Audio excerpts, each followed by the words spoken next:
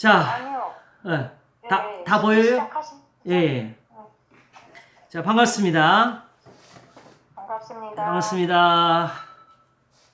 이제 마이크 끌게요. 예, 그러셔요. 자, 한번 네. 기도하고 시작하겠습니다. 마이크 끄. 하나님 아버지, 감사합니다. 저희들이 오늘도 하나님이 은혜를 주시는 자리에 함께 하였습니다. 주님의 복을 주시고 하나님의 사랑을 베푸셔서 저희로 성도들이 일찍부터 알았던 그 하나님의 사랑 가운데에서 감사할 수 있도록 도우시옵소서. 감사하옵고 우리 주 예수 그리스도 이름으로 기도하옵나이다. 아멘.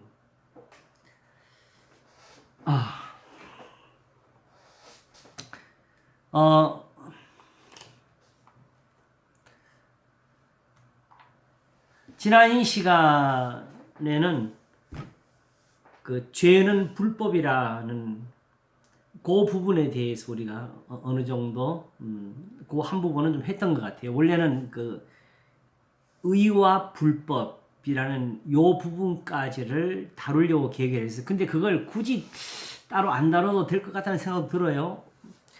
어차피 나중에 또 한 번 더 하기로 하고 한번 생각해 보세요. 결국 불법이 있다는 것은 법이 있다는 거 아니겠어요? 그렇죠?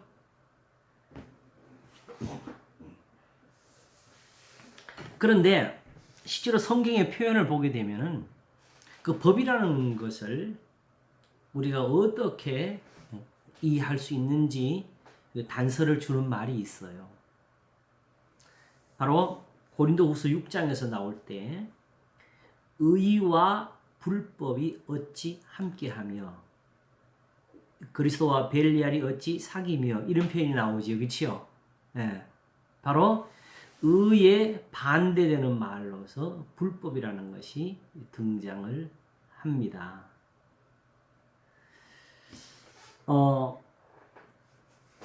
그 법을 지키는 사람들에게 법을 지킨다는 말을 안 쓰고 실제로 성경에서는 무엇으로 그들을 불법과 구분하느냐? 의를 행하는 사람들이라고 해서 구분을 합니다. 이사야 51장을 제가 잠깐 읽겠습니다. 51장 1절을 보면 이렇게 말씀을 합니다. 의를 좇으며 여호와를 찾아 구하는 너희는 나를 들을지어다. 이렇게 합니다. 그러니까 하나님을 찾아 구하는 사람들은 뭘 쫓는 사람? 의를 쫓아서 하나님을 찾고 있다는 거예요. 그 하나님께로부터 뭘 얻겠다고?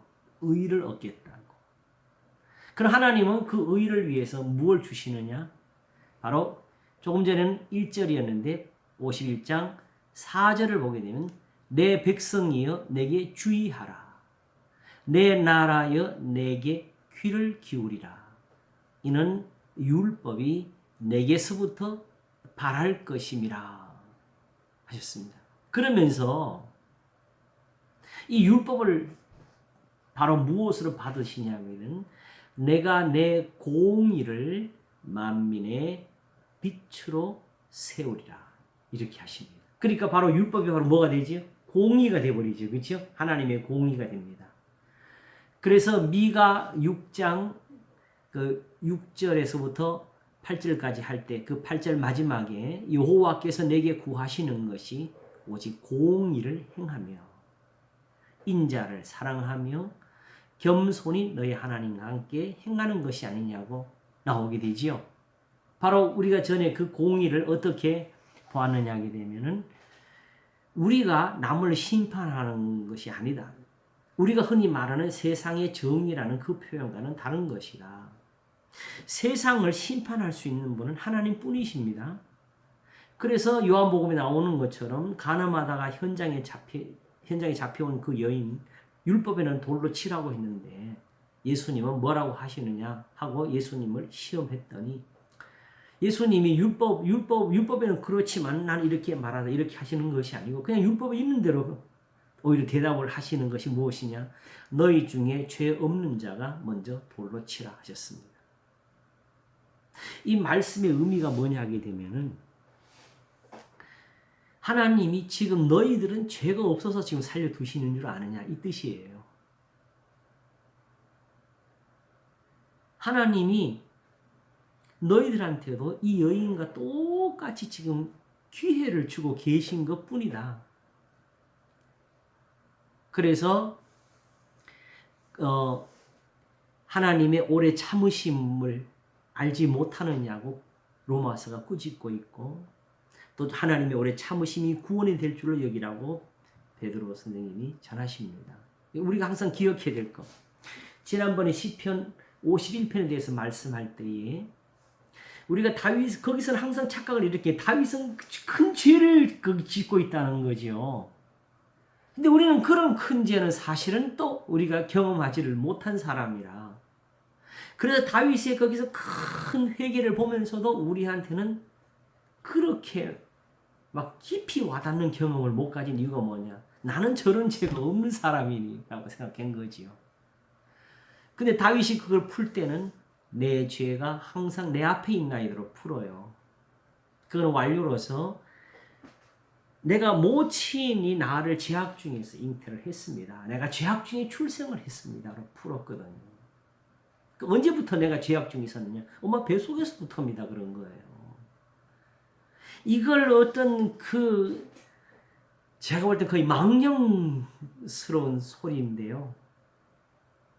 그거 어떻게 푼 사람이냐 하게 되면 모친이 죄악 중에 나를 출생했으면을 다윗이 사생한가 보다 이렇게 다윗의 모친이 바람 피웠나 보다.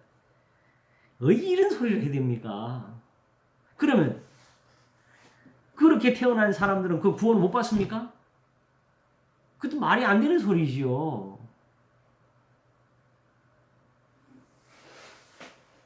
정확히는 솔로몬은 누가 나왔어요? 바세바가 나왔잖아요.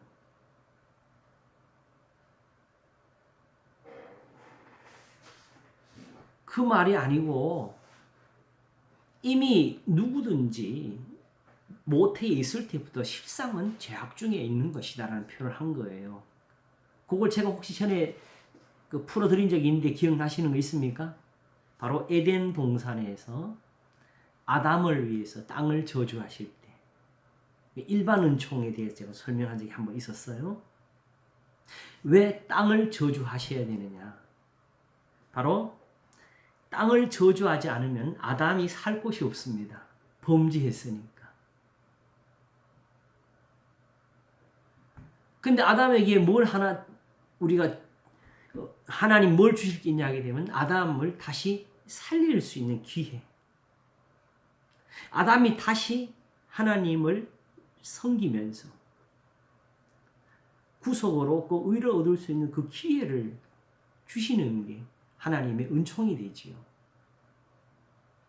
그러니까 죄인이 살 수 있는 장소 하나를 만드시는 게 땅을 저주하시는 거예요. 수고하여 양식을 먹으리라. 땅은 너를 인하여 저주를 받고 땅이 뭔 잘못을 했어요? 아무리 땅이 무생물이고 감각이 없는 존재를 할지라도 오직 아담 때문에 땅이 고통을 받습니다. 근데 그 고통은 딴 것이 아니고 아담으로 수고하게 하기 위해서 한 거지요. 그러나 이것이 하나님의 선물이 된 것은 바로 전도서 3장에 말씀한 것처럼 사람이 사는 날 동안에 다시 말하면 선을 행하는 것보다 더 나은 것이 없는 줄을 내가 알았고 사람마다 먹고 마시는 것이 하나님의 선물인 줄 또한 내가 알았다 그랬어요. 바로 그거 있을 동안에 우리가 선을 행할 수 있거든. 하나님이 이렇게 행하신 이유는 뭐냐? 사람으로 하나님을 경외케 하심이라고 했습니다. 요걸 빼면은 세상은 어떻게 되느냐?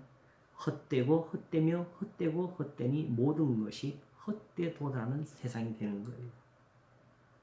그래서 결국은 모든 일의 결국은 무엇이냐? 하나님을 경외하고 그 명령을 지킬지어다. 이것이 사람의 본분이라 하면서 마치게 되지요. 오직 하나님 이거 하나 만들어 놓으신 게, 이 하나 유익을 주시는 게 지금 세상이라고. 나머지는 다 헛된 거라고. 그러므로 수고하는 가운데 먹고 마시고 낙을 누리는 것은 우리로 하여금 또한 선을 행하기 위함이라는 이 사실에서, 원래대로 했으면은 추수감사절 제가 이런 설교를 많이 하는데, 오늘은 이 예정이, 우리가 지금 예정해 놓은 이 계획대로 그냥 와버렸습니다. 산상수훈을 계속해서 가는 게 좋을 것 같아서. 그러므로 만일에 하나님이 그때 그런 은총을 베풀지 아니하셨으면, 아담이 그래서 바로 이제 하나님이 심판해볼 끝내버렸으면 가인과 아벨이 나오지를 못합니다. 그러니까 비록 여인이 고통을 하는 그 징벌이 있지만 잉태를 할 수 있는 것은 기회를 얻어서 하는 것이고, 그러므로 사실은 아이가 태어나는 것은 하나님의 은총입니다. 누구한테 준 거? 죄인에게 주는 거. 자, 그럼 일단 여기 보세요. 어쨌든 땅을 저주했고, 땅을 저주한 그 땅이 뭐냐? 하나님이 만드신 선한 거예요. 하나님이 지으신 모든 것이 선함에 감사함을 받으면 버릴 것이 없다 했지요. 제가 다음 요거 가지고 우리 한번 토론할 거예요. 선악과에 대해서 뭔가 좀 알 것 같아. 일단 하나님이 지으신 모든 것이 선했어요. 기왕에 나왔으니까 한번 떠들고 갈까요? 자, 그럼 에덴 동산에 악이 있었어요, 없었어요? 그 뱀을 놓고 생각하지 마시고, 우리가 아는 선과 악은 뭐예요? 나한테, 아시겠죠? 나한테 복이 되는 게 선한 것이고 저주가 되는 게 악한 것이죠. 그러므로 에덴 동산에서는 악이 있었어요, 없었어요? 없었습니다. 오직 선한 것밖에 없었으니까. 이제 그 아담이 유혹을 받아가지고 죄를 짓게 된다고 아담이 부족하게 만들어졌다, 이런 생각하시면 절대 안 됩니다. 이게 하나님이 정직하게 지으신 거고 하나님이 의롭게 하신 거고. 그러면 아담이 거기서 에덴 동산에 사는 동안에는 악이 뭔지 선이 뭔지 배울 길이 있어요, 없어요? 선한 것만 있는데. 그치요? 그러니까 이거는 우리가 선악을 분별하는 지혜를 가져가지고 뭐 남을 판단하고 하는 그런 뜻에서 나온 것이 아닌 것 같아요.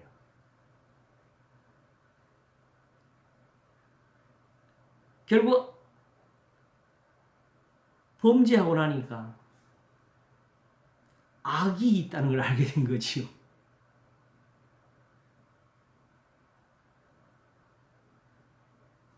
다만 그 나무가 있게 되는 그 이유는 사라질 동안에 가능하면 침묵하는 게 좋을 것 같은데, 우리가 믿기로는 하나님의 보시기에 좋은 거였습니다. 그렇게 하시는 게 하나님이 정직하셨다는 것이고 의로우셨다는 겁니다. 어쨌든 그 에덴에서 이제는 저주를 받아서 수고하여야 양식을 먹는 사람들이 되었어요. 제가 오늘 문득 우리 가족끼리 영화 한 편을 지금 보다가 나왔는데, 체르노빌 아시죠? 그 소련에서 원자력 발전소 터진 거. 그 영화가 그 만들어졌는데 실제로 거기에 그 처리를 하기 위해 참관했던 한 물리학자가 결국 자기가 그 비밀스러운 것을 테이프로 남겨놓고 그걸 어디다 숨겨놓고는 자기는 자살해 해가지고 있는데 결국 그게 드러나서 이제 만든 영화 같아요. 근데 그걸 보면서 느낀 게 그때 당시 저기 그 공산당 서기장이 고르바초프예요. 우리는 고르바초프 그러면 그래도 그 공산주의자 중에서는 좀 좋게 볼 수 있는 인물이잖아요, 그렇죠? 근데 그 사람이 거기서 회의를 하는 장면이 나오는데 뭐 서슬퍼래요. 다들 꼼짝 못해요. 그러니 그 사람 전의 시대는 어땠을까? 그리고 거기서부터 단계 내려올수록 마지막에 그 체르노빌 발전소 터진 거 그거 처리하는 과정에서 나타나는 걸 보게 되면 그냥 사람 죽는 거 안고 다니냐. 그냥 명령 내리면 그냥 가야 돼. 모든 게 다 거기 명령 체계로 이루어지는데 거기서 스스로 위에 있는 사람들은 그 사람들을 감동시키는 말을 하는데 사회주의가 우리에게 반드시 보답을 해줄 거라고. 근데 문득 그걸 보는 도중에 생각이 난 게 있었는데 왜 사람들이 저때 저렇게 사회주의 저런 사회주의를 일반했을까 생각해 보니까 그 사회주의가 나올 그 당시에는요, 이 사회가 요즘 같은 이런 그 다양한 그 문화를 누릴 수 있는 사회가 아니었고요. 그때는 오직 배고픔 하나를 해결하면 되는 사회 수준이었어요. 이제 생각하니까. 그러니까 그렇게 해서도 그 배고픔 하나 해결되면 그 사람들한테는 그냥 만사 땡큐였겠죠. 제가 볼 때. 이제 생각해보니 그런 것 같아요. 근데 결국 이 다양한 그 문화가 바탕이 되고 그것을 누릴 수 있는 사회가 되면은 제가 볼 때는 그때는 그 사회주의가 그걸 못 봐줘주는 것 같습니다. 그 지금 중국 보세요. 저는 하다 유튜버들도 인기가 많아지면 그 다 숙청 대상이 되잖아. 네가 왜 시진핑보다 인기가 좋으냐고. 결국 부자 키웠다가 그 부자를 결국 치지요.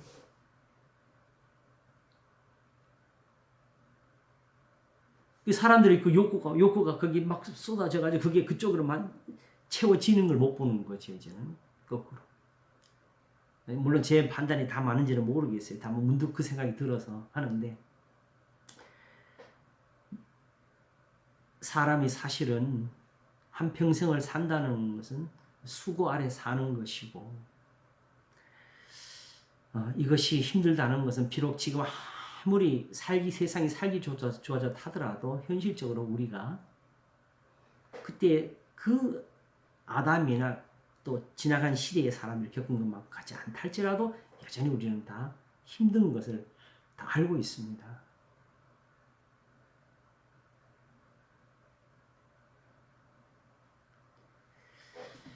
자, 그러므로 아담에게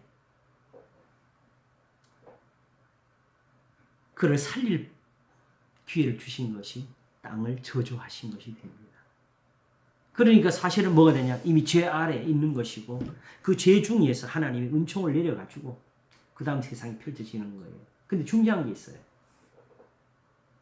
이게 없으면 어떻게 되느냐? 이게 없으면 어떻게 되느냐? 그냥 구원이 되느냐? 안 됩니다. 왜 안 되지요? 이게 없으면은 속죄가 없지 않습니까? 속죄는 어떻게 이루어지죠? 예수님이 오셔서 우리를 대신하여 죽으심으로 이루어지는 거잖아요. 그러므로 아담으로부터 낳고가 이루어지는데 우리가 흔히 이걸 일반 은총이라고 이제 신학적으로 교리적 이름을 붙여요. 근데 그걸 무시하면 큰일 나지요. 마태복음 1장을 보게 되면 그 낳고가 마지막에는 마리아에게서 그리스도라 칭하는 예수가 나시느라고 나옵니다.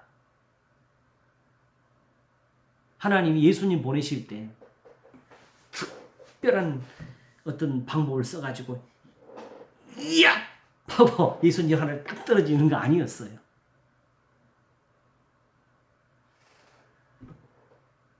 마리아의 몸에서부터 나오게 하셨습니다.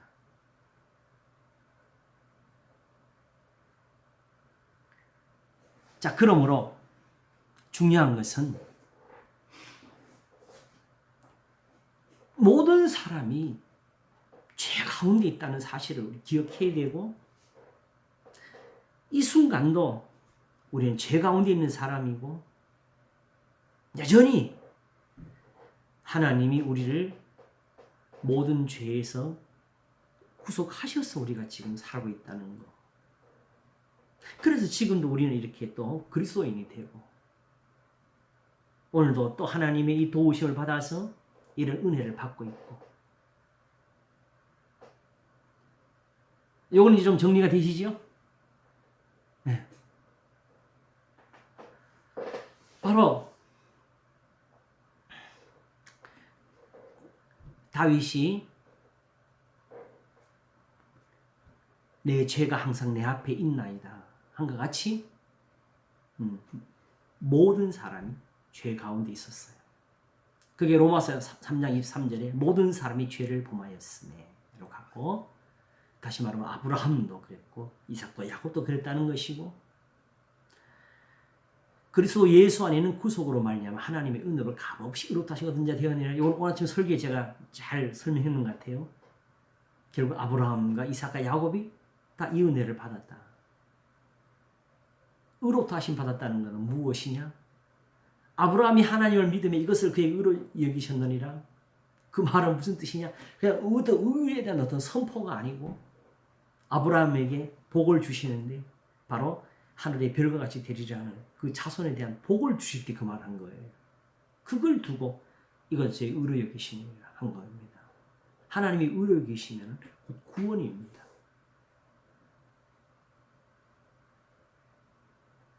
그러므로 바로 그 예수님이 그 여인에게 행하신 거,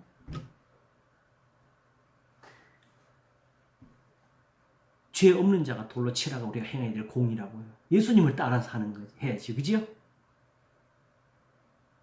그러므로 우리의 공의는 뭐냐? 하나님의 계명을 지키는 겁니다. 율법을 행하는 거예요. 그걸 따라 행하는 거지. 오히려 용서가 하나님의 공의가 되는 거예요. 너를 핍박하는 자를 기도하라가 하나님의 공의가 되는 겁니다. 이렇게 해서 다윗이 자기가 얻은 복을 가지고 그가 마지막 기도할 때 하나님을 경외하는 자, 공의로 사람을 다스리는 자요. 저는 돋는 아침빛 같고 비온 후에 광선으로 땅에서 우미는 새 풀과 같으니라 하면서 내 집이 하나님 앞에 이같지 아니하냐 그랬어요. 다윗의 공의가 그냥 왕이니까 그냥 사람 막 혼내고 때로는 죽여가는 거기에만 있었던 것이 아닙니다. 본질적으로 나발의 아내의 말을 듣고 그 분을 그치는 것도 공의를 행한 겁니다. 그래서 내 백성이여 내게 주의하라, 내 나라여 내게 귀를 기울이라, 이는 율법이 내게서부터 바랄 것이니라. 내가 내 공의를 만민의 빛으로 세우리라. 결국 하나님의 교훈, 율법의 가르침, 말씀이 공의가 되고 그게 만민의 빛이 돼요. 그리고 그 이사야 51장 5절을 보면 내 의가 가깝고 내 구원이 나갔은즉 내 팔이 만민을 심판하리니, 심판하는데 사람들이 아이고 큰일 났다 살려줘 하는 것이 아니라 섬들이 나를 앙망하여 내 팔에 의지하리라. 이렇게 하셨어요.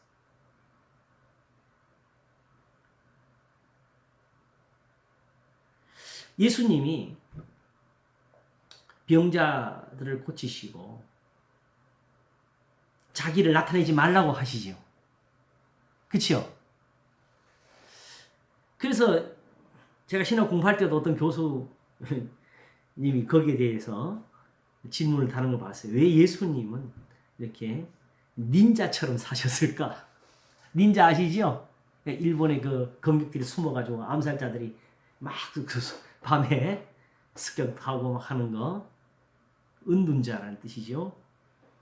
예수님은 왜 이런 분이 되셨을까? 자기를 나타내야지 하는데 거기에 그 사람들이 풀어놓은 그 비밀은 제가 다 그 기억이 안 나니까 덮어두고 그 말씀이 어디에 나오냐게 되면 마태복음 12장에 나와요.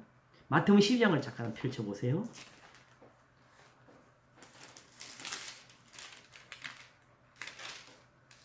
자, 15절부터 한번 보겠습니다.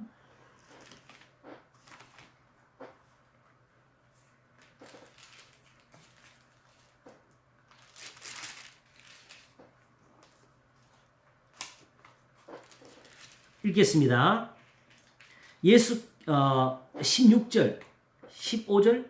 예수께서 아시고 이제 바리새인들이 죽이려고 하니까 예수께서 아시고 거기를 떠나가시니 사람이 많이 줬는지라 예수께서 저희 병을 다 고치시고 자기를 나타내지 말라 경계하셨으니 이는 선지자 이사야로 말씀하신 바 보라 나의 택한 종 곧 내 마음에 기뻐하는 바 나의 사랑하는 자로다. 내가 내 성령을 줄 터이니 그가 심판을 이방에 알게 하리라 그랬습니다. 그래서 여기서 뭐라 그랬어요? 심판을 알게 한다 그랬지, 그렇지요? 자, 미리 비교하기 위해서 요대로 딱 접어두시고 손으로 막 접으시고 이사야 42장을 가겠습니다. 이 말씀을 인용한 데서 자 보겠습니다. 이 42장 1절 내가 붙드는 나의 종 내 마음에 기뻐하는 나의 택한 사람을 보라.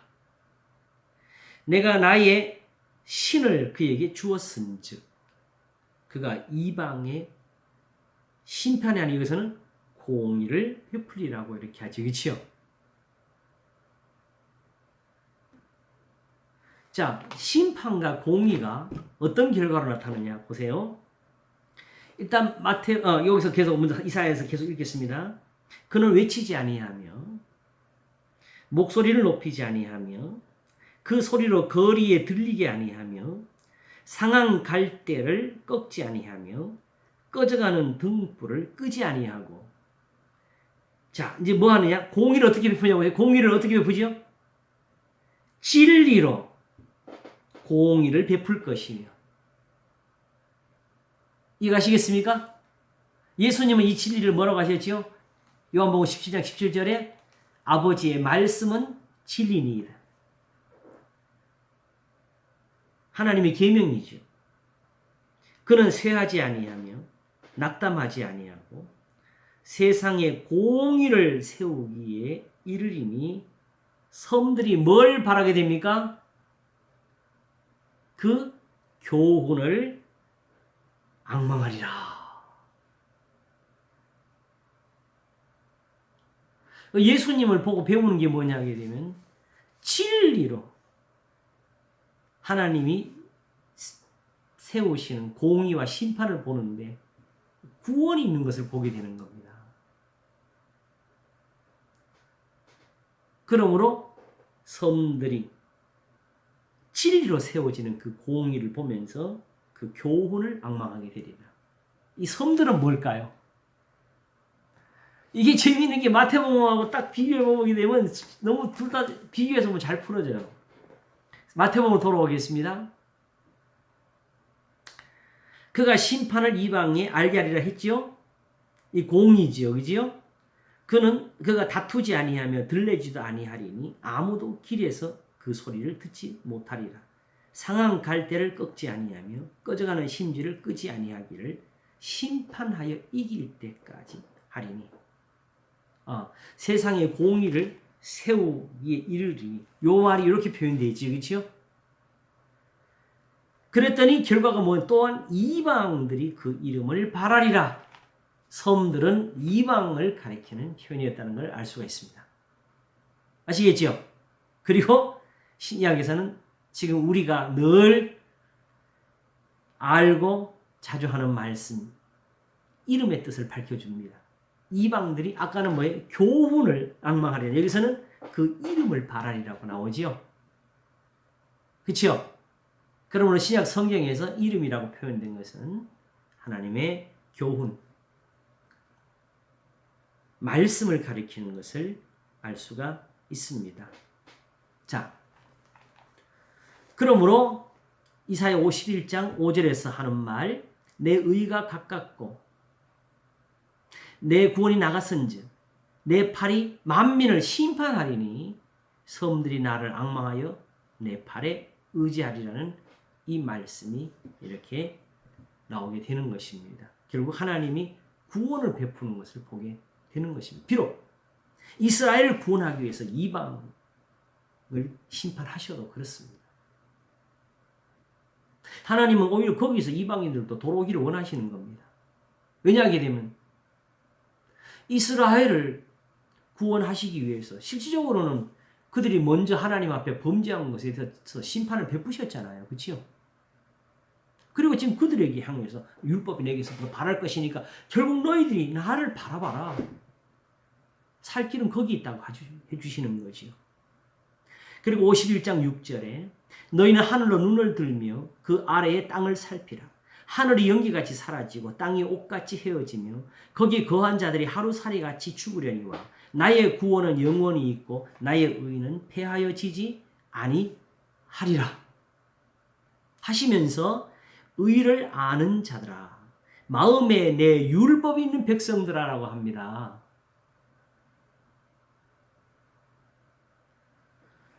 그러므로 하나님께서 그 의를 무엇으로 지금 세우고 계시느냐? 이 율법을 가지고 세우고 계신다는 걸 알 수가 있어요. 그러므로 세상에서 의를 좇아서 하나님을 찾았더니 하나님이 우리에게 율법을 가르쳐 주셨습니다. 이런 표현이 된 겁니다. 그러므로 법이라는 것은 궁극적으로 의라는 단어에 거기 결론이 나 있는 거예요. 자, 예수님이 요한에게 세례를 왜 받으셔야 되느냐? 요한은 한사코 만류했지요. 세례 요한, 그렇죠? 근데 예수님이 그 요한에게 세례를 받으시기 위해서 이제 허락하라고 하실 때 무슨 말 하셨습니까? 우리가 이같이 하여 모든 의를 이루는 것이 옳으니라고 하셨습니다. 우리가 분을 내지 않는 것은 법입니다. 아시겠죠? 근데 왜 그런 법이 세워져 있느냐? 사람의 성내는 것이 하나님의 의를 이루지 못함이니라. 하나님이 죄를 알지도 못하신 자로 우리를 대신하여 죄를 삼으신 것은 우리로 하여금 그의 안에서 하나님의 의가 되게 하려 하심이니라.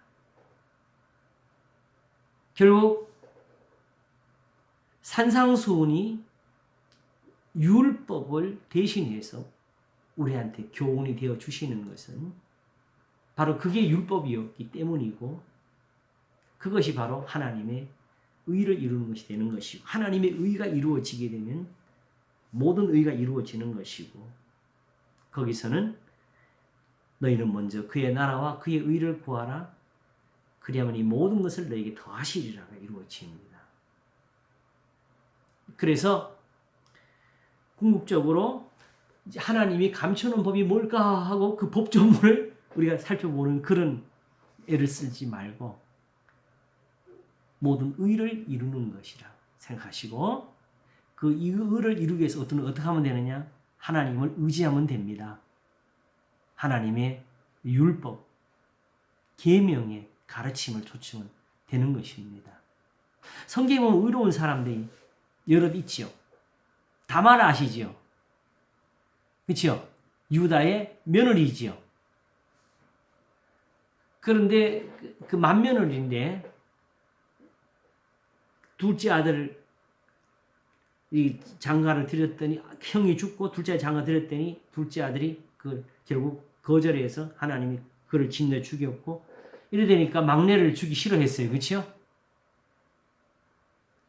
그래서 여인 보고 집에 가 있으라 그랬어요. 쉽게 말하면 친정에 가 있으라 했는데 그 여인이 결국은 자기 길을 정한 것이 뭐냐?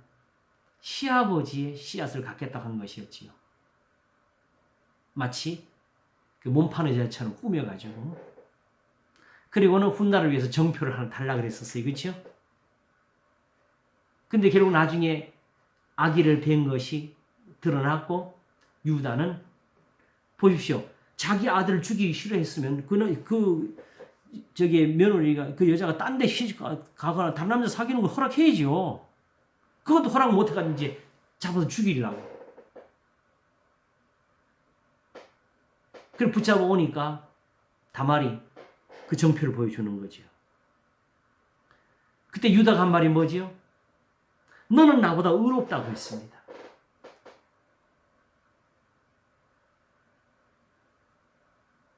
그러면 우리가 생각하는 어떤 법조문에서 만들어지는 것이 아닌 걸 알 수 있죠? 세상의 법조문은요, 묘해요.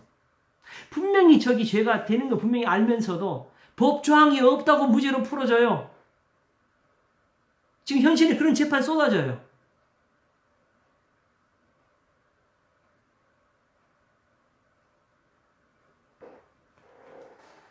그래서 의의 반대가 바로 불법이 됩니다. 산상수훈은 다시 말하면 율법과 마찬가지죠. 바로 율법의 말씀인데 하나님의 의를 이루기 위해서 주신 진리입니다. 그것이 없으면은 우리가 의를 이룰 수가 없어서 우리의 기도도 여전히 우상에게 분향하는 것처럼 될 뿐입니다. 이것이 사실은 구약 성경에 꽉 찼지요. 사무엘이 사울에게 한 말, 사신 우상에 절하는 죄와 같다고, 듣는 것이 수행 기름보다 낫다고. 전도서 5장 1절에 가까이의 말씀을 듣는 것이 악인의 제사 드림보다 낫다고. 지금 로마서 7장이 거기서 지금 고통하는 거 아니겠어요? 그치요?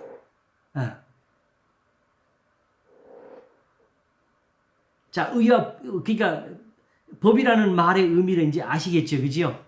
그래서 그 법을 바로 율법으로 가져올 수 있는 거예요. 그래서 율법을 어떻게 쓰라고? 법 있게 쓰라고. 바로 복종치 않은 자들을 쓰라고. 결국 그들을 위한 교훈이라는 뜻이죠, 그렇죠? 그렇게 써야 됩니다. 경계의 목적은 청결한 양심과 거짓이 없는 믿음을 타는 사랑이라고.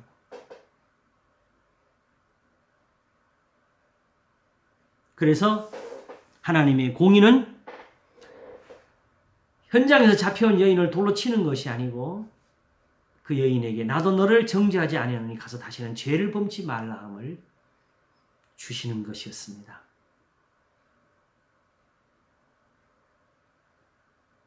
한 가지 중요한 것. 이 율법을 알지를 못하면 정확히 우리는 의를 모르는 사람들입니다.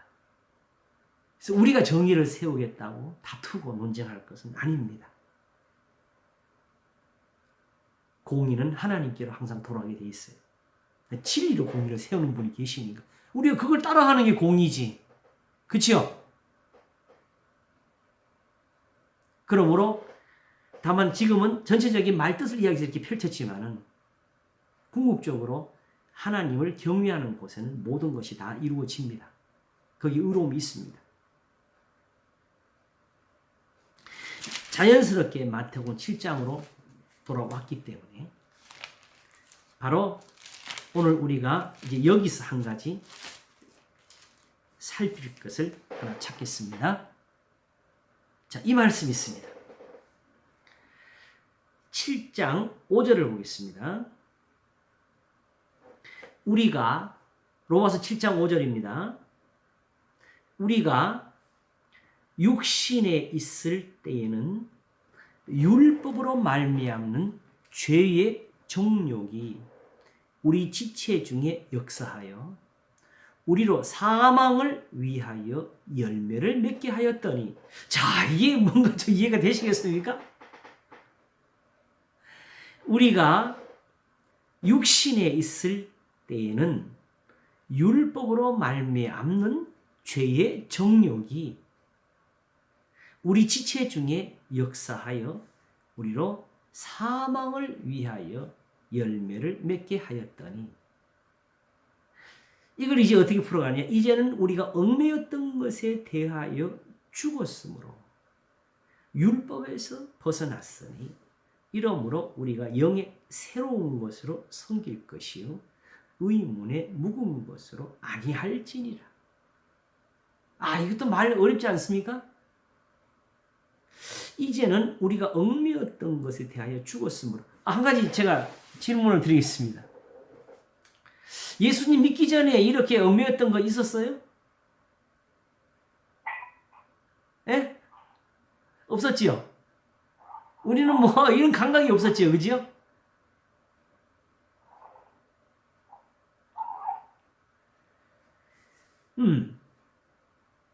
그리고 혹시라도 이런 경험 있었습니까? 우리가 육신에 있을 때에는 율법으로 말미암은 죄의 정욕이 우리 지체 중에 역사하여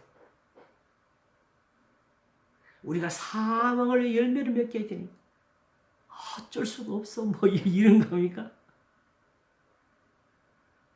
실제로 가겠습니다. 그런즉 우리가 무슨 말을 하리요? 율법이 죄냐? 그럴 수 없느니라. 와, 이게 뭐예요? 자, 물어보겠습니다. 우리 한번 했던 건데 다시 정리. 할례가 죄입니까 아닙니까? 아니지요? 네. 안식일이 죄입니까 아닙니까? 아니지요. 번제나 속죄제 드리는 게 죄입니까 아닙니까? 아니지요. 그 자체는 악이 아니지요. 그지요? 그건 율법에 있는 거예요. 분명히 할례를 자랑하는 거, 그거 악을 쫓아 행한 거 아닙니다. 안식일 하나님의 계명입니다. 그러므로 그걸 지켜서 악을 행하는 것은 아니라는 거지요. 그런지 율법이 죄냐? 그럴 수 없느니라. 오히려 죄를 알게 된 것은 율법으로 말미암아 알게 됐다. 율법으로 말미암지 않고는 내가 죄를 알지 못하였으니. 아, 이게 무서운 거네요. 지난번에 우리가 죄는 불법이라까지 했잖아요, 그렇죠? 아. 사실은 우리가 사실 율법의 궁극적인 목적에 대해서 말을 했잖아요. 궁극적으로는 번제와 속죄제가 이루어지는 거였다고. 내가 하나님 의로워지기 위해서 드리는 건데. 그런데 죄가 있으면은 하나님 앞에 선을 이루겠다 하는 그게 불법이 된다고. 왜냐하면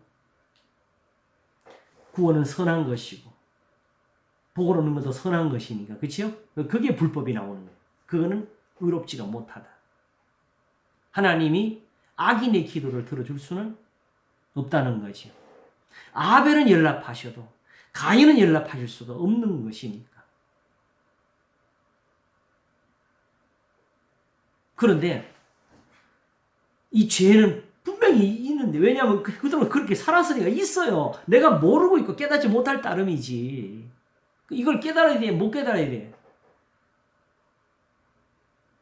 깨달아야지요. 그대로 있을 거예요. 깨닫지 못할 때는 내가 살았다고 그 착각 속에서 계속 살아야 되겠어요? 아니면 죽은 자가 돼서 무덤 속에서 하나님을 바라봐야 되겠어요? 그래서 율법으로 말미암지 않고는 내가 죄를 알지 못하였으니 율법이 탐내지 말라. 곧 율법이 탐내지 말라 하지 않았다면 내가 탐심을 알지 못하였어요. 이것은 지난번에 좀 풀었지요.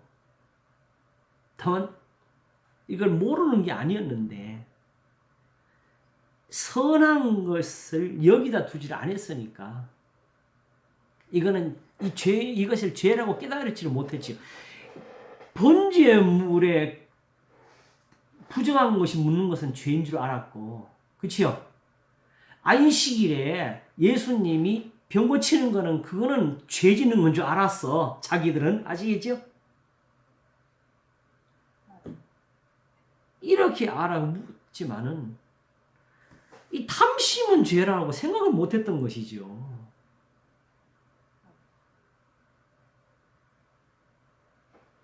그러나 안식일을 어긴 거는 예, 죄라고 생각을 했어도 예, 탐심이 죄라는 거를 예, 아예 인정 안 해. 예.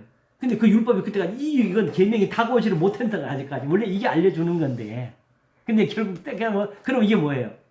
이 사람이 말하기를 지금 이 사람이 지금 이 육체에 있을 때 진작부터 이거 알았으면 이렇게 했겠어요, 안 했겠어요? 안 했겠지요?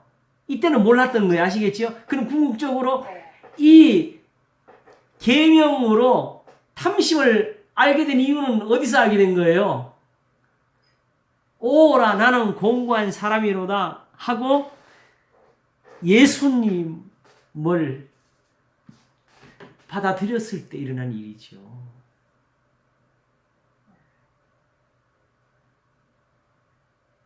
결국 예수님으로부터 얻는 은혜가 이거예요. 그래서 마지막에 아니 십계명에도 나와 있는. 그렇지요. 그런데도 그게 안 들어온 거예요. 사도 바울이 바로 부자 청년 예수님께서 묻는 거하고 똑같은 현상이에요. 어려서부터 다 행했습니다 하면서도 선한 걸 물으러 왔잖아요. 너무 심각했네요. 지금보다 더 심각했네요. 우리는 그래도 십계명이라도 그런데 재밌는 사실 우리는 더 재밌어요. 우리는 이걸 가지고 남을 정죄를 그 사람도 정죄했네. 가나만 현장에 잡히면 데려왔으니까 그지요? 네네. 예. 우리도 흔히 뭐 이렇게 해가지고 뭐 범했네 하고 정죄하고 또 이렇게 부지런히 판결도 하면서 시적으로 하나님 앞에서 우리 행함은 또 없는 곳이라고. 우리도. 맞아요. 네. 그게 우리 스스로 속이는 거죠. 그러니까 남을 판단하는 사람이 된 거고. 그러면서도 같은 일 행하면서 나는 하나님의 판단을 안 받을 줄 아는 사람이 되는 거고. 똑같아요. 로마서 2장하고. 자, 보겠습니다. 문제는 이제 8절로 갑니다. 그러나 죄가 기회를 타서 이게 오늘 하고 싶은 말 이거예요. 자, 죄가 기회를 타서 계명으로 말미암아 내 속에서 가장 탐심을 이루었나니 이는 법이 없으면 죄가 죽은 것임이니라. 전에 법을 깨닫지 못할 때 내가 살았더니 계명이 이름에 죄는 살아나고 나는 죽었도다. 생명이 이르게 할 그 계명이 내게 대하여 도리어 사망이 이르는 것이 되었도다. 죄가 기회를 타서 계명으로 말미암아 나를 속이고 그것으로 나를 죽였는지라. 이로 보건대 율법도 거룩하며 계명도 거룩하며 의로우며 선하다. 오히려 이런 데서는 하나하나 뜨는 거는 이제 조금 우리가 알아내서 뜻을 알겠는데 이게 연결이 되니까 이게 또 어려워지지 않습니까? 자, 죄가 기회를 탔다는 이 표현을 오늘 한 가지 우리가 알아가면 좀 도움이 될 것 같아요. 자, 그동안에 우리가 또 이런 착각이 있었어요. 자꾸 성경에 이런 표현이 나오다 보니까 마귀하고 또 다르게 이 죄라는 걸 또 다른 어떤 인격체로 또 우리가 둬요. 그래가지고 이걸 전적 타락하고 또 연결을 시켜가지고 한번 죄가 들어오니까 죄가 자꾸 나를 이긴다고 나는 선을 착한 일을 하려고 하는데 죄가 그걸 못하게 해가지고 내가 자꾸 죄를 더 짓는다고 이런 식으로 우리가 푼 게 있거든요. 그러나 죄는 분명히 불법입니다. 우리가 하나님 앞에서 하나님의 계명을 범해서 만들어진 거. 어떤 살아있는 인격도 아니고 우리를 향해서 뭘 유혹을 역사하거나 야, 너 계속 죄를 지어야 돼. 이런 짓을 할 수 있는 그런 존재가 아니라고요. 단지 불법을 행했을 따름이고 그러므로 그 죄라는 것이 하나님의 진노를 이룰 따름이고 이런 것이지. 죄가 내 몸에 역사를 해. 죄의 정욕도 나와서 앞에서 5절에서 죄의 정욕이 우리 지식 중에 역사하여. 참네. 이것이 무엇인가? 그러니까 죄가 기회를 가진다. 여기서 지금 전체적인 흐름을 한번 따져보세요. 지금 죄가 기회를 가진다는 표현, 죄가 지금 할 수 있는 일이 뭐가 있죠? 죄는 어떤 일을 했어요? 이제 이것을 행하는 자는 내가 아니요 죄니라 있었지요. 그렇죠? 내가 하나님의 내가 율법에 있는 것들을 열심히 행해서 선을 이루려고 했는데 그 선한 것을 다 악으로 만들어 버리는 게 있었어요. 그죠? 내 속에 죄가 있으니까 할례도 무할례가 되어버렸고 내 속에 죄가 있으니까 번제도 속죄제도 다 악한 것이 되어버렸고 기도는 하나님이 듣지 않는 것이 되어버렸고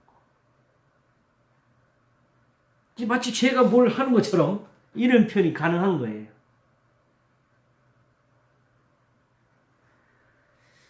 자, 그러면 무엇을 가리키게 되느냐 하게 되면은 우리로 하여금 자꾸 죄를 짓게 만든다는 뜻에서 죄가 아니고 내가 행하는 이것을 악한 것으로 만드는 것. 그게 이제 죄가 하는 일이 되잖아요. 그러면 이제 앞에 5절부터 돌아가서 한 표현을 다시 보겠습니다. 이제는 우리가 얽매였던 것에 대하여 죽었으므로 이 얽매였던 것은 제가 아까 물어볼 때 우리가 믿기 전에 그런 있었냐 우리가 없었던 것이죠. 유대인들에게 있었지요. 사실상 바울이 오호라 나는 공고한 사람이로다 이걸 할 줄 모를 때는 유대인으로서 그 바리새인으로서 열심을 가질 때 그게 억지로 한 것이 아니고 이렇게 하지 않으면 이게 악이라고 생각했고 이게 하나님을 위한 열심이라고 생각했고 사랑이라고 생각했어요. 그렇기 때문에 오히려 그걸 버리는 수가 없는 것이 되어버렸죠. 그게 얽매임이죠. 할례자로서 할례나 무할례가 아무것도 아니라는 말을 어떻게 쉽게 들을 수 있겠어요? 이 성전을 헐어버리라는 말을 어떻게 그게 받아들일 수 말이 되겠어요? 왜냐하면 그때는 그게 자기가 사는 길이에요. 주일 한번 빠지는 것도 그런 일종의 그런 거지. 어마어마하게. 예. 근데 이 사람들은 수천 년 동안 지켜온 거를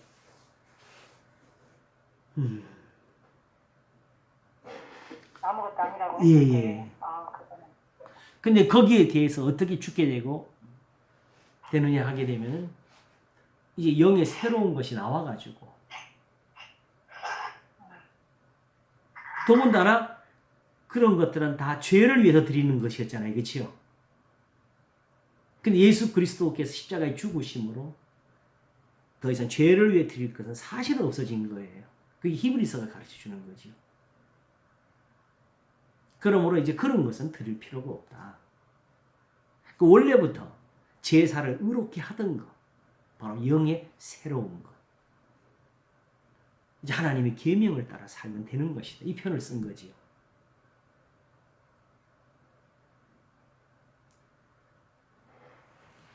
그런데 다만 여기에서 뭐가 있으면 죄의 정령이 언제는 육신에 있을 때라 했잖아요. 이 육신이 뭐예요? 요 순간에도 우리가 이 육체를 못 벗어나면 안 돼. 더 이상 이분법에서 육신을 말하는 것은 아닙니다. 아시겠죠? 다시 말하면 육체의 예법에 있을 때라는 소리죠. 오케이? 네. 근데 그게 왜가 중요한? 그걸로 의롭게 되려고 했던 것이 문제가 되는 거죠. 이해가시겠어요? 그랬더니 육체의 예법을 가지고 하나님이 기뻐하신다. 그 할례로 또 안식일로 또 번제와 속죄제로 절기로 그들이 11조로 의롭게 되려고 했던 것이었죠. 그런데 죄가 이걸 보더니 쉽게 이런 표현이 된 거예요. 저거는 불법입니다. 이런 표현, 이런 식의 역사를 한 거예요. 우리 지체 중의 역사를, 지체가 바로 육체죠. 바로 이 육체 예법이죠. 그러니까. 우리 이 제사를 드리는 거기에 죄가 쉽게 말하면 주장을 낸 거예요. 이거는 불법이다. 그래서 할례도 무할례가 됐고 안식일도 그게 오히려 악한 것이 되어버렸고 번제와 속죄제가 우상에게 드리는 제사가 되어버려서 남은 거는 사망. 이렇게 된 겁니다. 그 사망이 어떻게 일어났냐? 내가 할례로자로 살다가 안식일을 지키다가 번제와 속죄제를 드리다가 내가 사망에 이르렀다. 이렇게 표현된 겁니다.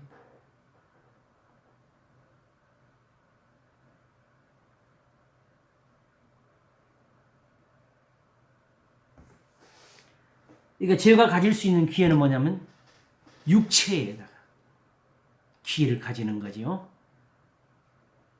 만일 우리가 하나님 앞에서 영의 새로운 것으로 섬긴다면 죄가 우리를 주장할 수가 없지요. 뭔 말 이해가시겠어요? 요거는 이제 예수님을 믿으면서 형제를 사랑하고 악을 미워하고 선에 속하라는 계명대로 우는 자들과 함께 울고 기뻐하는 자들과 함께 기뻐하고 우리를 핍박하는 자를 위해 기도하며 원수가 줄이거든 먹이는데 여기는 죄가 들어올 수가 없습니다. 그 표현이 로마서 6장에 있었어요. 그런즉 우리가 무슨 말을 하리요? 쉽게 말하면은 육체 행위에는 죄가 기회를 타고 영으로 사는 곳에는 것으로 섬길 때 들어올 틈이 없어요. 이 표현을 씁니다. 네. 근데 목사님 궁금한 게요. 예. 아까 육신이 예법을 가지고 하는 게 육신이라고 했잖아요. 예. 육신의 예법을 가지고 하나님을 기뻐하게 하시는 게 육신의 일이라고 했잖아요. 예.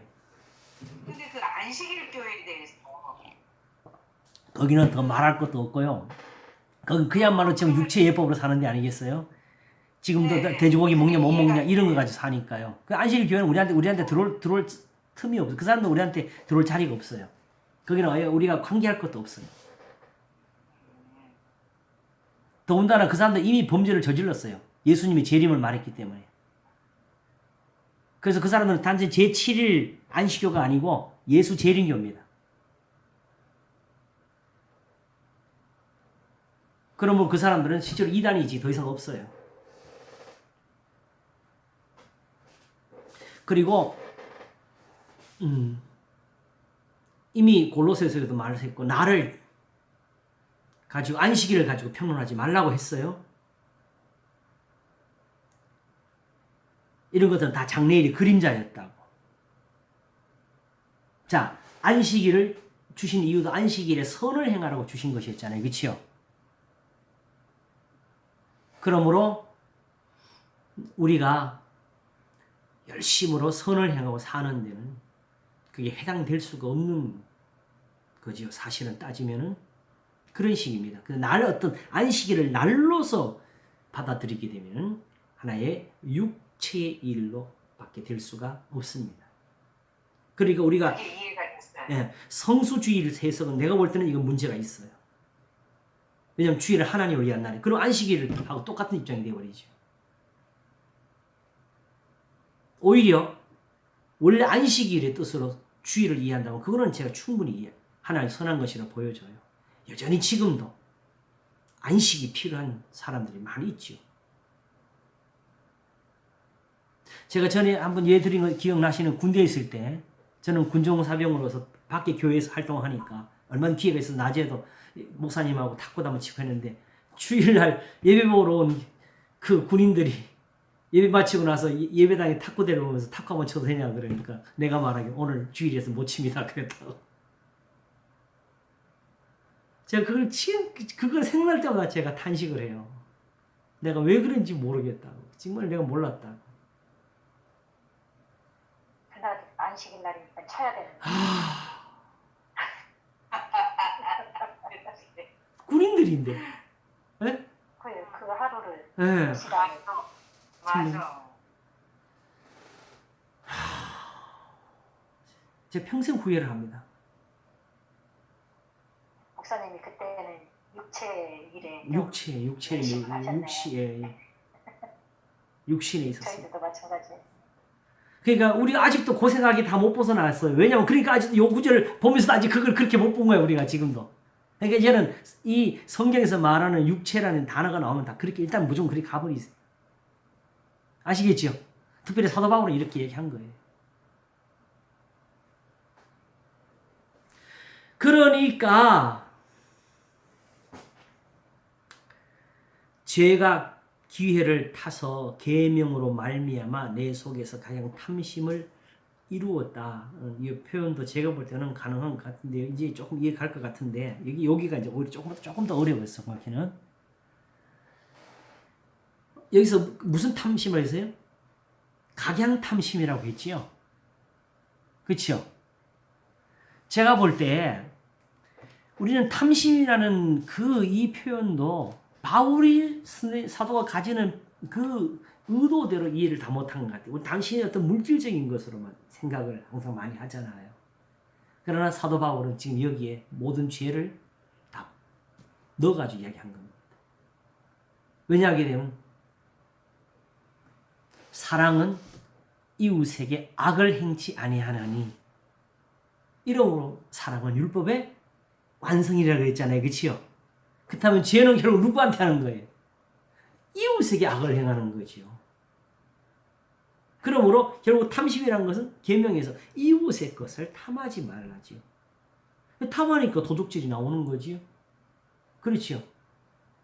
그러니까 그것이 심해져 가지고 결국 그 사람을 미어 죽인다는 말은 결국 그렇게 해서도 뺏겠다는 소리고 다 탐심이 해당되는 거죠. 이웃의 아내에 대해서 탐심이 들어가는 거죠.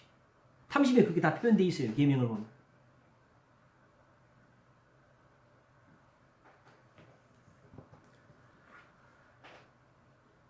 이게 또 기회를 가졌는데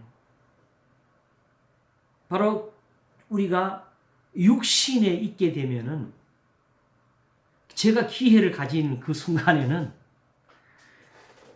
여전히 그렇게 해서 우리가 사과망을 열을 맺고 있으면 실제로는 그 할 동안에 그걸 알았어요, 몰랐어요? 몰랐잖아요. 그치요? 그러니까 오히려 각양 탐심에는 가책도 없이 살게 되겠다는 것이요. 그러니까 성경의 그 좋은 말, 음행한 영구 없이 아내를 보지 말라 했고 그럴 때도 보내서 딴 사람에게 시집가게 하라고 한 것을 가지고 이혼 증서만 써주면 아내를 내어 버리시다고 가르치는 이런 악.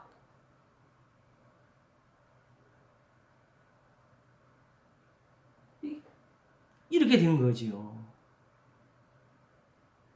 결국 죄가 기회를 가지고 있는 그 날에는 내가 가장 탐심을 이룰 수가 있었다는 이 표현이 된 겁니다. 제가 볼 때는.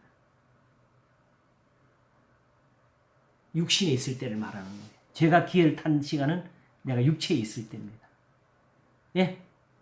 죄의 정력이 지체 중에 역사해가지고 저거는 불법이라는 그 순간에 나는 그게 불법이 찔려가지고 이렇게 하면 안 되게 한 것이 아니라 도리어 거기에 매달려서 열심을 내가지고 그리스도인들을 핍박하고 죽이는 데까지 열심을 낸 이게 바로 자기 육신에 있을 때였잖아요.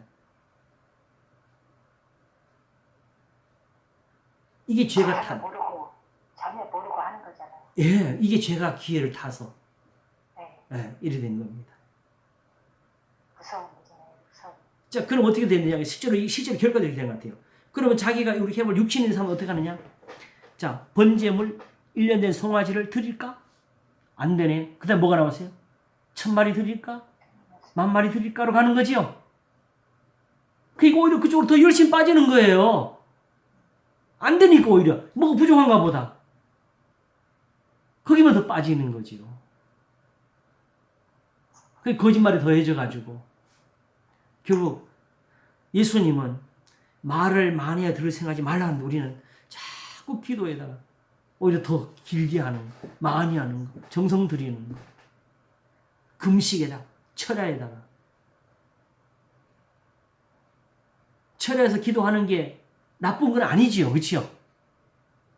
기도하는 거는 사실 길게 하나 짧게 하거나 그 자체로 나쁜 건 아니에요, 똑같아요. 근데 그걸 육체의 기회로 삼아가지고 만드니까 그런 거지요.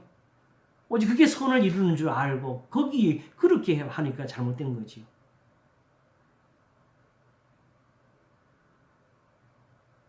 자, 아까 제가 요걸 이해하기 6장을 보자 그랬지. 요거 보고 마치겠습니다. 오늘은 정리하고요. 자, 6장을 보겠습니다.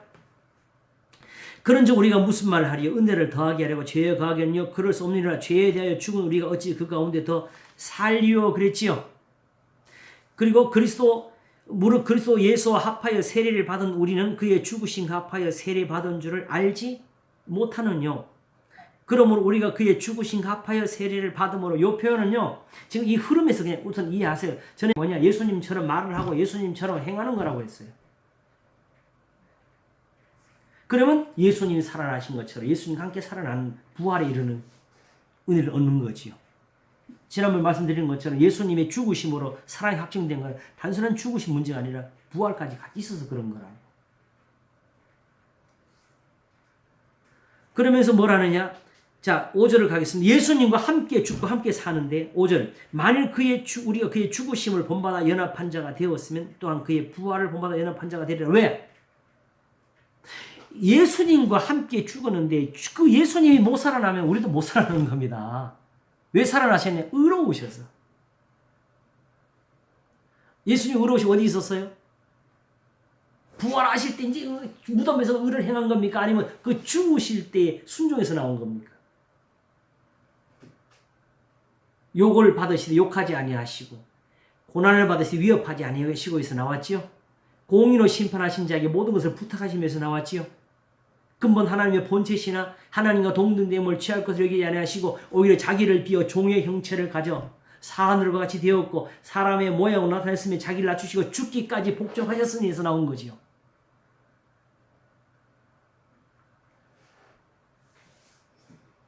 그러므로 그리스도와 함께 죽었다는 말은 이렇게 예수님을 따라서 산다는 것을 가리키는 겁니다. 근데 우리가 이렇게 예수님 믿었는데 그 예수님이 만일 이게 불의한 것이 되고 이게 불법이 되어가지고 못 살아났다. 우리도 못 살아나는 거죠.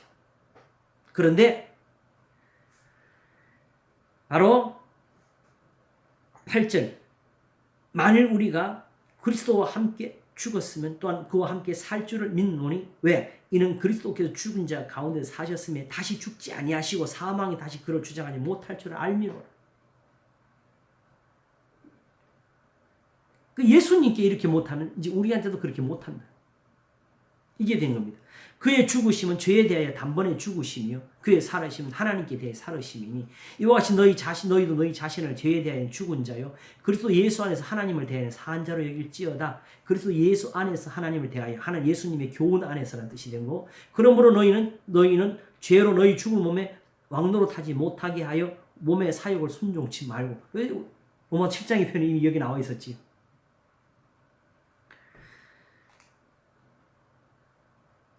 우리 기도가 막히면은 탐심을 품을 수밖에 없어요. 또한 너희 지체를 불의의 병기로 저에게 드리지 말고 오직 너희 자신을 죽은 자 가운데서 다시 산 자같이 하나님께 드리며 너희 지체를 의의 병기로 하나님께 드리라고. 왜 이렇게 할 수 있냐? 죄가 너희를 주관치 못하리니 이는 너희가 법 아래 있지 아니하고 은혜 아래 있기 때문에 그렇다. 더 이상 육체를 역사할 수 있는 그런 죄의 종류의 역사는 일어날 수가 없다는 뜻이 되는 거죠. 대강 전체적인 윤곽은 좀 잡히겠어요? 네. 죄는 본질적으로 있었어요. 아시겠죠?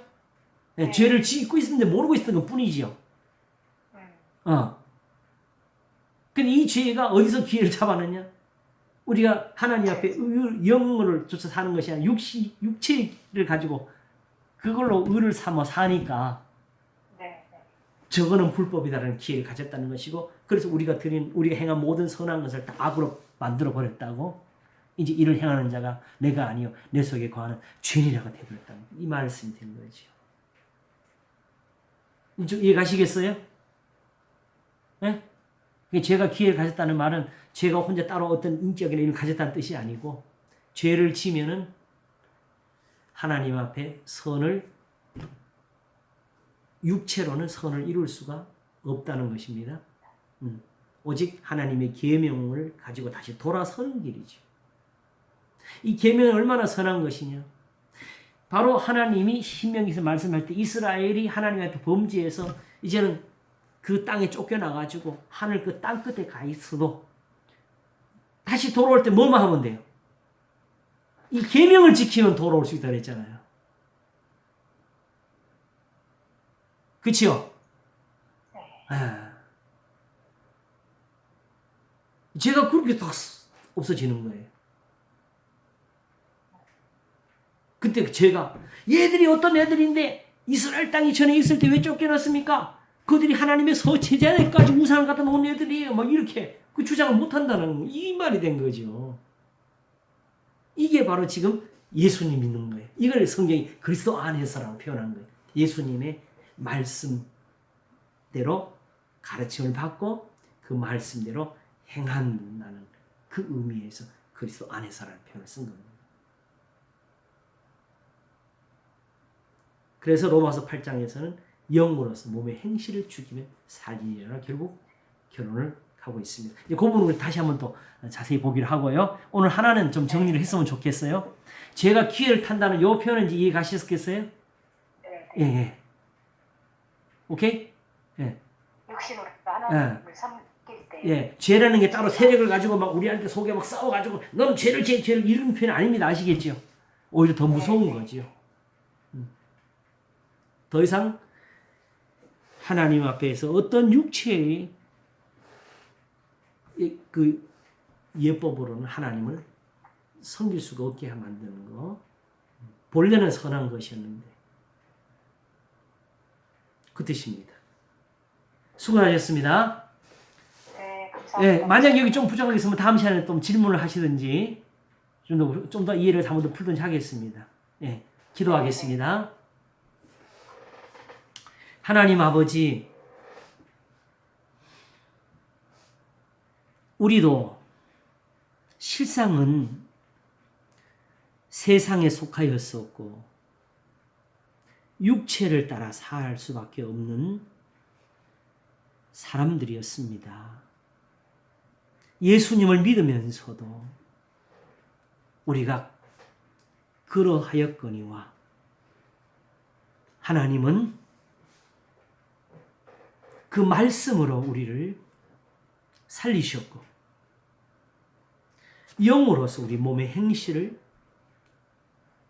죽일 수 있도록 은혜를 베풀어 주셨습니다. 그리하여 죄가 우리를 주장할 수 없는 그런 하나님의 은혜 속에서 우리를 지키셨사오니 이제도 주님이 이 은혜를 더하셔서 우리를 모든 죄에서 깨끗게 하시고 이 죄의 일을 다 멸하여서 새롭게 하시는 그 은혜를 받게 하시옵소서. 죄가 주장할 수 없는 곳에 우리를 항상 두시기를 원하옵고 감사하오며 우리 주 예수 그리스도 이름으로 기도하옵나이다. 아멘. 수고하셨습니다. 감사합니다. 목사님. 네, 감사합니다. 수고하셨습니다. 고맙습니다. 다음 시간에 뵙겠습니다. 사모님 수고하셨습니다. 예.